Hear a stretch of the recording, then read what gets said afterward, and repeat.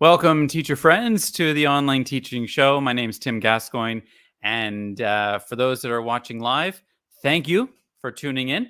Always good to have an audience, and back again on a Monday, slightly different time, which is might explain why some folks aren't here. But for those watching the replay, apologize. We're an hour earlier, so that sometimes throws people off. But just want to say hi to Bobby. Thanks for tuning in. Where are you watching from, Bobby? And Lulu, hello everyone. How's everyone been? Anyone else have many cancellations this week? All the students are getting, I don't see the emoji. Must be a sick emoji there. Yeah, I haven't had many cancellations, but if you are teaching Chinese students, of course, the national holidays coming up, and many of my students, well, if not all of them, I guess, would have the week off next week. So good time to think about maybe offering something a little different to your students if you wanted to try some group classes or shift your schedule a little bit. It's a little bit of a short window for me to shift my schedule. I generally keep it the way it is, unless it's something like Chinese New Year or the summer vacation, things like that, where it's a little bit complicated to change for just a week. But some students might be requesting different times, or as I've heard from a few of my students, they might be going away and doing different things like that. Florida, cool. Hopefully it's sunny where you are. Hello, AJ. Good to have you. Yeah, a few holidays coming up in China and Korea. Want to encourage you to go watch the live that I did off my normal schedule last Thursday on the Chinese crackdown, things that online teachers should know about the regulations and ways to sort of keep yourself safe and have backup plans and things like that. 2 years post the 2021 crackdown on off-campus tutoring, really just a clarification of the policy and my thoughts and my interpretations, I guess, of it will be in that video. So feel free to check that out. If you're not part of the Going Solo Facebook group, why aren't you? Join the community. Ask questions, get support from other teachers. If you are looking to go solo, as we say, to move away from low-paying companies and to do this on your own, great Facebook group with really a lot of knowledgeable teachers. I also have my webinar running these days, the 3 secrets to launching and growing your online ESL teaching business, a completely free training with me. You can register in the link below this video. If you are in the comments section, you won't see it, but it will be in the, the live comments, you won't see it, but it will be in the description of the video below. And another little teaser for an event coming up on November the 10th and 11th. Crystal Weber and I are hosting an event on the 10th and 11th, so save the date for that. And more info will be coming about that in a couple of weeks. So, got another one. Okay. Anne from Texas. Good to see you. Thank you, Lulu. Peter in England. Good to have you here. I try to do interviews on these Monday shows, and sometimes I'm just short of finding people to interview. So if you are an online teacher and you want to come on and share your story, doesn't have to be a grandiose story about online teaching, but just your journey. And it's always helpful to hear other people's perspectives.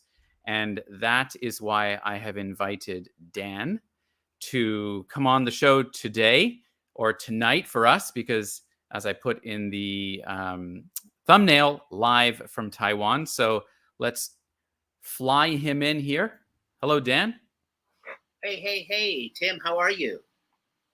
I'm doing well. Good, how are you? Good. Cyber handshake, totally COVID-free. Yes, that's right. Yeah. American friends think I'm in Thailand as well. Yes, actually, they often get Thailand and Taipei confused, don't they? Yeah, they do. Thailand being a country, Taipei being a city in Taiwan. Taiwan being an island. Okay. And Taiwan being an island. That's right. That's right. We've got Dominican Republic and RD. Okay, you're in Bangkok as well. Good to see you, neighbor.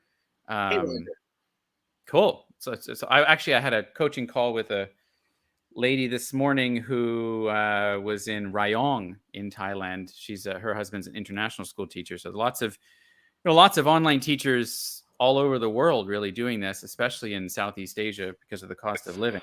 Right on. But I wanted to, first of all, thank you for coming on.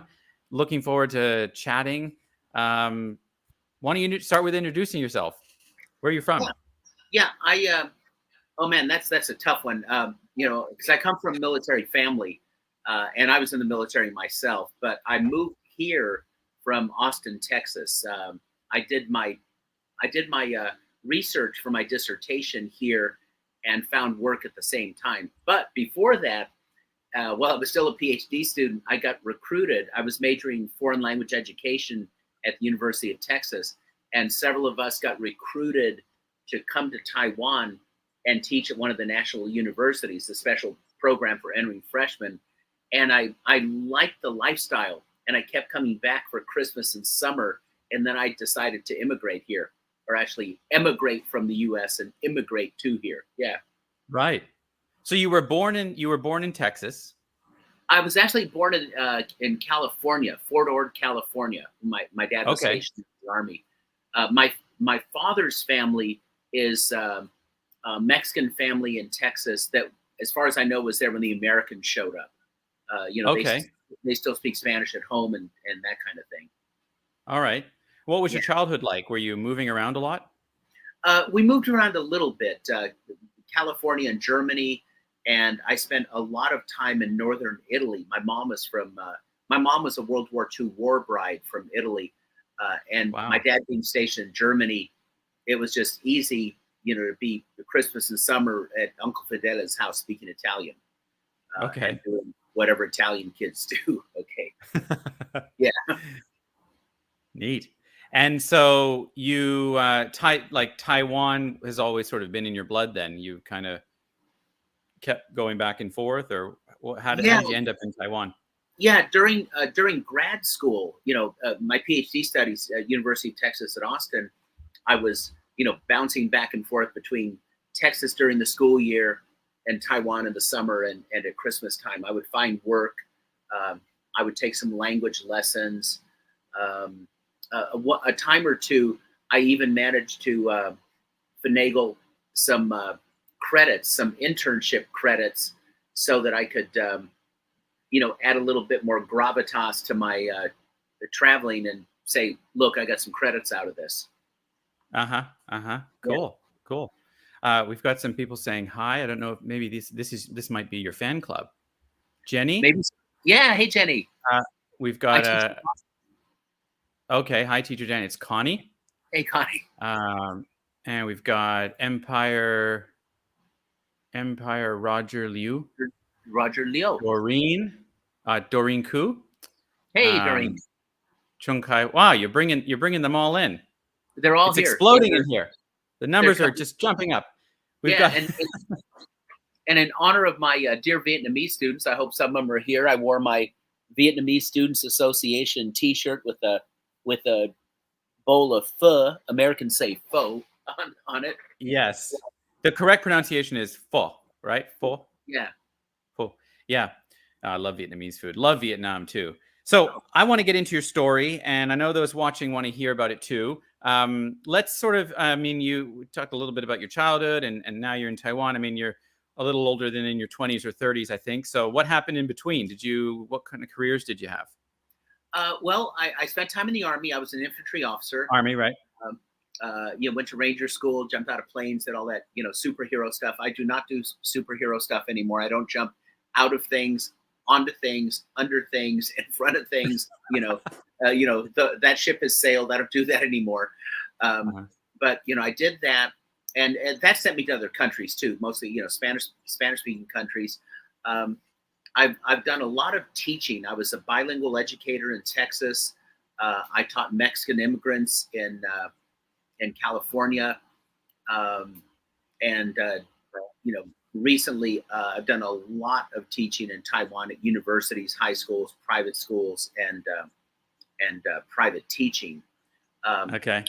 I'm a retired licensed court interpreter from Texas. I did that for several years, and I went to school for that. There's a school called the Monterey Institute of International Studies. It's been renamed, and I was fortunate to study with an extremely famous teacher. Her name is Holly Mickelson. And she really set me up for success. I mean, her materials are good. Her teaching is amazing, and I had a very successful career as a court interpreter. And then went on for my doctorate at UT Austin. Yeah, Okay. so I've done a little of everything, and I've done retail sales. I was at Radio Shack, if you remember those people. Oh yes, they're Yeah. no longer in existence. I don't think. Yeah, they are defunct. I was with them when they were funked, though. If that's a word. Yes, get it. I get it. So, how long have you been in Taipei? I first came here in 2006. That was that trip during grad school, and I taught summers and stuff during that period. But I moved here in 2009 and did the research for my dissertation here, and found work. And I'm a permanent resident. Okay. I'm just like a citizen, except I can't vote, I can't be an army officer, I can't be the president. Right. Pretty good. So you've been there since 2009, so 14 years, right? Yeah. I mean, steady. Yeah. Okay. But I can pay taxes. I wanted you to know I can pay taxes. Okay. So how do you do your visa stuff? Like, what do you do for that? Like you say you're a permanent resident. Well, there's something called the ARC, the Alien Resident Certificate. It's like we Americans would say the green card, for a resident. And so every year your employer gets a hold of immigration, says, we want to keep this guy for another year. Please renew him as a resident. And your employer contacts labor and says, in my case, I'm an American PhD. So they say, we have a foreign expert. We want him to teach at our school. And will you give him we want to give him a contract. Okay. And labor approves it. Now, once you have had an ARC continually for 5 years, you should do the smart thing and apply for the APRC. P stands for permanent. And once you have that, I don't have to have a full-time employment or anything. I could work, not work, just like a citizen. And I've got a little card that's an open work permit. No more applying to labor every year. Where's my work permit? Where's my work permit? So like I say, and I have the national health insurance. So like I say, I'm just like a citizen, except those things that I mentioned.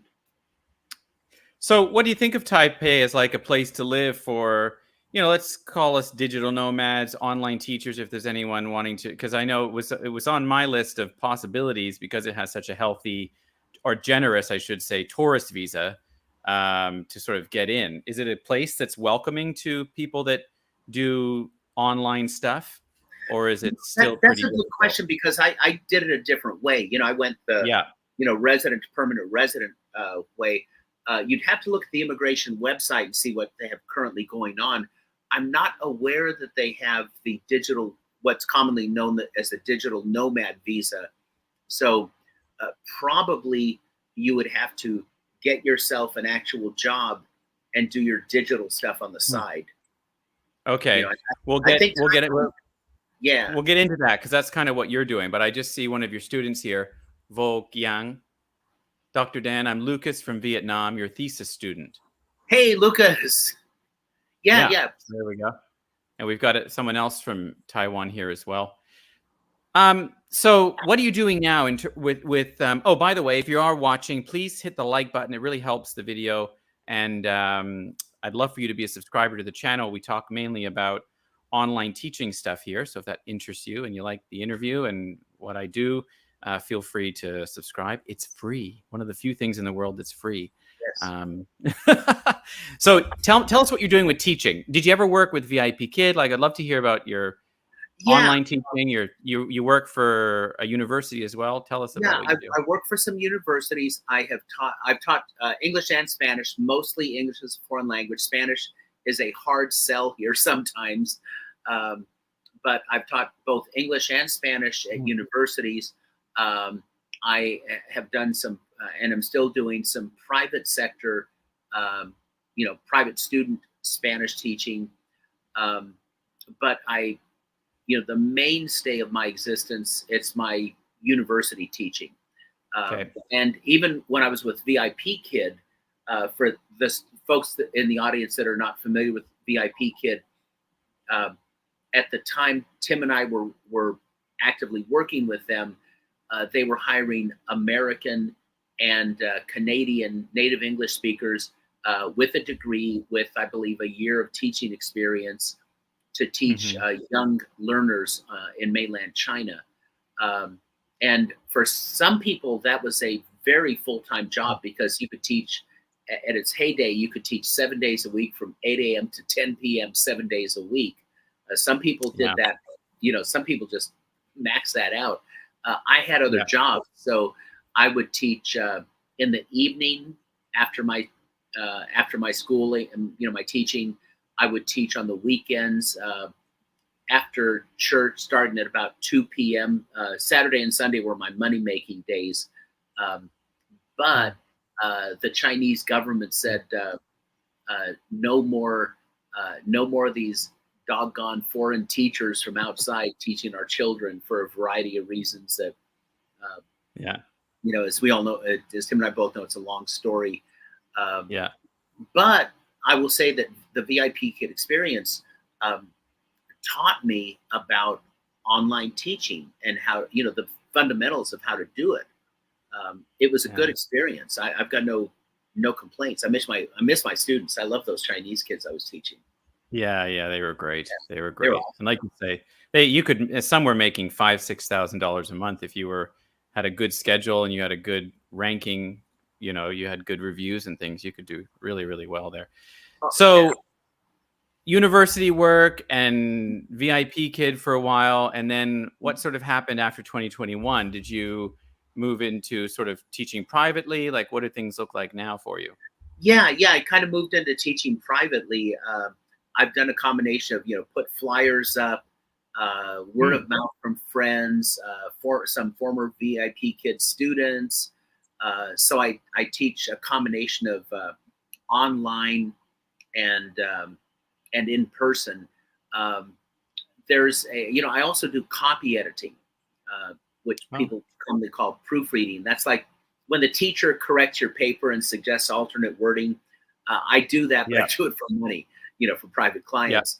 And I've got one. Hmm. It's kind of an interesting relationship. She's Chinese in the United States, and she helps Chinese prospective students get into American schools. So Hmm. I do some things like interview teaching for her, copy editing for her, and she is very, very gracious and helps me find Hmm. students. Great. Yeah, How did that happen? How did that come about? That like connection? uh, it's so funny. It's like one thing leads to another. Her friend that I met at the English Teacher Association, her mainland Chinese friend, when Taiwan was a little more accessible to mainlanders, um, came to the English Teacher Association I attend every year in November. I met her, we became friends, and she's a friend of this other. This person is in Macau as a professor, but she's a friend of the other Chinese who's in the States, and said, "Hey, you're looking for somebody. I know somebody. He presents well. He's wonderful, and all this kind of stuff." And Mhm. the rest is history. So what would you say is like the sort of like key, I don't know if it's the key is the right word, but to some of your successes and connections and things? How could someone who's like, geez, I'd love to do what Dan does, like he's made these connections and he's got this and then this person, like network, would you say, is it all about networking? Get involved in those, Uh, conferences or communities. Has that helped? yeah, I think Has it all been networking through word of mouth? networking is a big hairy deal, and doing good work for people, and being a friend, uh, being able to help people, and then they recommend you. There are people that recommend me for stuff Mm. that I never asked them to do that, and they have. Um, Yeah. Yeah. you know, and one thing is. if you look at my checkered past on my resume, you'll see that I've done a little of this and a little of that. That is somewhat by design. For example, when I came here during one of my summer sessions, I was trained. I found a job with Princeton Review, who was in Taiwan at the time, the big test prep company, American test prep company, Mm-hmm. and they gave me formal training. And long story short, I have some excellent reference books from them on the TOEFL test. So I started to become quite expert at test preparation training. Oh, great. So that has led to me getting what we call cram school, those private schools, cram Yeah. school jobs teaching TOEFL and TOEIC and so forth. And then Yeah. people seeking me out saying, hey, I hear you know some stuff about, TOEFL and TOEIC, et cetera. Can you teach me? Can you teach my kid? Yeah. I think this is, I just wanted to like capitalize on that because it's inspiring, but it's also like kind of a good reminder that just because you might have a degree, you're teaching your students, everything's ticking along well.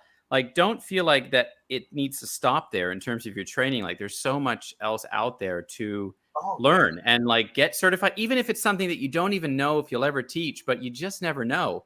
It could be a niche market or something that somebody needs somebody in, and it's really high paying. Um, You never so do. yeah. Yeah. Hmm? Well, one of the cram schools, Tim, where I taught, they had some guest speakers on a new test from our British friends called BULATS, Business Language and Testing Service, and I think it's been renamed. But they came and gave a workshop. Um, it was a free workshop, for any teachers with that company. I was the only attendee. Wow. It was me and two presenters, and we exchanged business cards. And the presenters have come and given presentations to my students. I've learned their book and their method, and I've gotten employment at universities teaching that test as a semester course. Um, Wow. That all yeah, from that just showing up. That's all, yeah, so I've had certain successes in life that I may not have been the smartest person in the room, but I showed up and other people didn't, and then I And you kept. were the only person in the room in some cases. In some cases, yeah, Peter says, exactly. if our target speaks little or no English, how do we structure our website without sounding condescending? Example, if they search for Taiwan, the website is in English and Google does what? So, don't worry about the way you sound on your website. Keep things simple, but Google will translate. If they're using like Google Chrome, it will translate. I mean, I open many Thai sites all the time, and in Thai language, and it translates into English. So it's not going to be the best translation. Did you have any thoughts on that? Yeah, well, and part of my professional life was translation interpretation, but Oh yeah. I think if you have a simple wording, the algorithms on these things translates reasonably well. Yeah, Uh, it does. yeah, and Yeah. if what we call the source language is not condescending, I don't think, Peter, that you're going to sound condescending in the target language. No, I mean, I translated that document last week from Chinese to English just through Google Chrome Translate, and it was, not perfect, and that was like government academic language, and it's still, I was able to get the gist of, that Yeah, they yeah. don't want. Yeah. So anyway, so how do you balance? I mean, this is what I want to ask you: is how do you balance kind of working for the public sector and working, with private institutions as well? And how, like, you do so many things. So what does your day look like? I guess, and part B, how do you balance it all? Well, one thing is you want to, be smart and judicious with your schedule and not bite off too much, too more than you can chew, right? As we Yeah. say. Um, so, in my case, for example, I'm accustomed to getting up early. I'm a graduate of military college, and I was in the Army. Like get up at 4, get up at 5. Yeah, okay, I can do that. Um, Tomorrow, I will be getting up at 5 a.m. I have a Chinese student in the United States. I teach her at 5:30. My Wow. 5:30 a.m. is her Hmm. yesterday at I don't know 6 p.m. or something like that. So it works Probably, yeah, yeah. for both of us. And then I just go about my day. I exercise. I oftentimes do qigong, Chinese, exercise for health in the park and stuff. Mm, But one thing that I do, I haven't gone so crazy with marketing that I'm trying to get 10 billion students at the mm, moment when I'm still teaching. mm, Okay, mm, so I set myself a goal of mm, in January of mm, adding one new student per mm. month um, between January 2023 and July 2024 when I'm eligible to retire. Okay, and so Okay. you do the math however you wish. 19 students times X dollars a month um, will cover my Yeah, monthly expenses, and that is separate from my pension. Okay, yeah, and so right. adding one student a month doesn't kill me in the workload sense. It's just Not at one all. student, one student, and I have Yep, been both on track and not on track, with that goal. Um, yep. They come and go. yeah, they But come in. Yeah. how do you plan to do, or how are you doing that? Is that mainly through word of mouth? Do you find that that works the best? Um, yeah, word of mouth and referrals. A Yeah. little bit of flyers that I pass out. So you Um, actually do it the old traditional method with with the paper flyer, yeah, I've and got that some paper works. flyers. It doesn't work great, but if you distribute a billion cheap flyers and you get one student, um, It's worth it it. paid for. Yeah, they paid for themselves.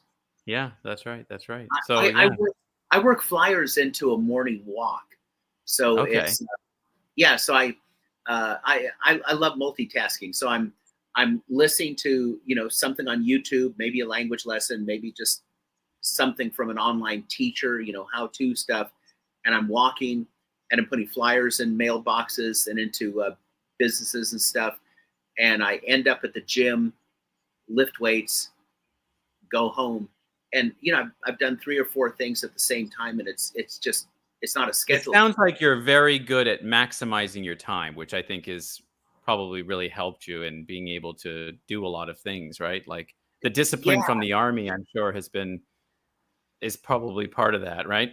I That think you it's had to part have. of that, and Yeah. I think it's a must. I would not advise somebody. Let's say you're teaching, I don't know, 4 hours a day at a school or something, or oh my goodness, 8 hours a day, at some high school, 5 days a week, and then you say, man, I'm gonna pack my schedule with five, you know, uh, five online students on Monday, and five, personal one-on-one in the coffee shop students on Tuesday. Um, I don't know if Mm, that's such a great idea. Um, mm, mm, when I started mm, with VIP Kid, I'm not real mm, technical. I grew up with typewriters and mm. manual typewriters and carbon paper. Okay, Yeah. so when I first got on with VIP Kid, you remember we had those 30-minute increments for the classes. Um, Yes. I did not fill my schedule the first week. I filled every other half hour to give me time, because I know my limitations on the tech end at the end of a Mm. lesson to say, oh man, what do I do now? What button do I push? And I caught Right. it quickly, but Yeah. Yeah. I didn't jump in there with 4 to 6 hours of nightly teaching at the beginning. Yeah. Okay. Yeah. No, Takes no, time. no. Yeah, Go slow. Add as you're able to. yeah, exactly. Yeah, Yeah. Add incrementally. And that goes not just for VIP kid classes, but for anything that anyone's trying to do. Just add what you're capable of and just keep moving along, even if it's and slow. Slow I would progress is advise better than no somebody progress. anybody who's a brick and mortar teacher, uh, to think about finding a company to work for, even if they're a bunch of cheap Charlies that don't pay very much, Yeah. just to get acclimated to Mm. online teaching. And if they're lucky, like VIP Kid, the company may offer training. Yep. How to do your lighting, how to do your background, how to talk to the camera, and all this stuff. I think that's great advice. And I would say the same thing. I still tell people, get on with this company. Sure, they're paying 10, $12 an hour, but don't look at them as your long-term goal. Work with them for a couple of months, and then you never know. Your students might follow you. You figure out what you want to teach, what you don't want to teach. It opens doors. You connect with this teacher in another country, and they know about something else that you don't know about, and so it can open a lot of doors for you. It doesn't have to be your. A lot of people say, "Oh, never touch the companies. They pay nothing, and it's a waste of time." But I don't always agree with that, because I think for some it can be a good ease into it, because it can be overwhelming to just skip all of that and try to do this on your own. So, Well, and I think it can be a good resume builder in a less yeah, conventional way than brick and mortar teachers think about. Um, yeah, because if you remember, the Chinese companies, um, along with VIP Kid, some of them would bring you in at a higher salary if you had that's right. X number of years, Hmm. months, days, whatever, of online teaching experience. Yep. Oh, we got a cat. Hey, there's a Yeah. cat. Unions join the show. So yeah, thanks for that. It's good advice. What's next for you? As you say, you're planning to add one student per month incrementally, and then live off of that along with your Social Security. I think that's really wise, because Yeah. Well, you've see, got a good backup. well, if I've done the math right, none of my degrees are in math. Okay, I got 4 degrees, none of them are in mathematics. Um, if I've done the math right, my Social Security will support me here in Yeah, Taiwan in this economy, and yeah, the online teaching that I'm talking about will support me. Either one will support me independently of the other. Um, so yeah. that gives me options. If inflation goes crazy, I've got this side income. If inflation doesn't go crazy, I've got a chance to do some saving and investing and Hmm. Yeah. traveling and No, and so forth. Yeah, I think that's great. Good yeah, plan, and definitely considering if something happens, you've got X, Y, and Z just in case. So yeah, diversification, right? yeah. If the next president, forgets to sign my Social Security check and doesn't lick the stamp or something, uh, Yeah. I have these students. Okay.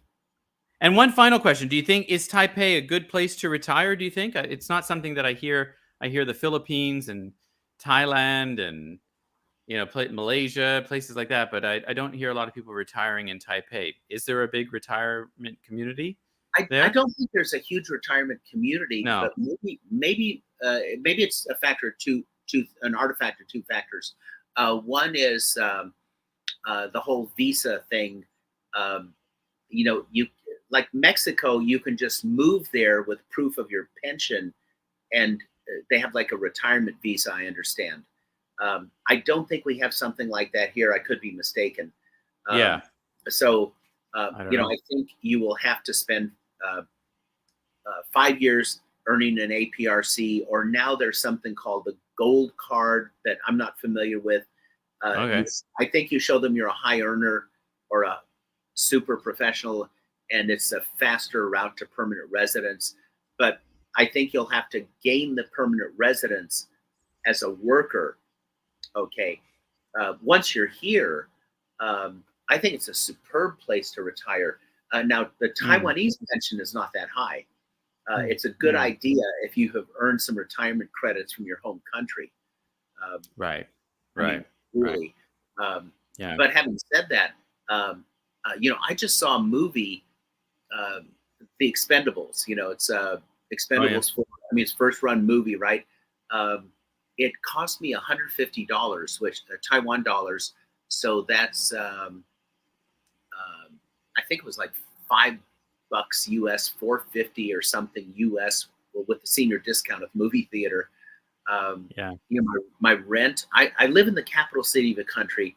I live about 200 meters from the de facto American embassy. We don't have a real Okay. embassy here. You don't have a Yeah. real embassy here either. Um, Right.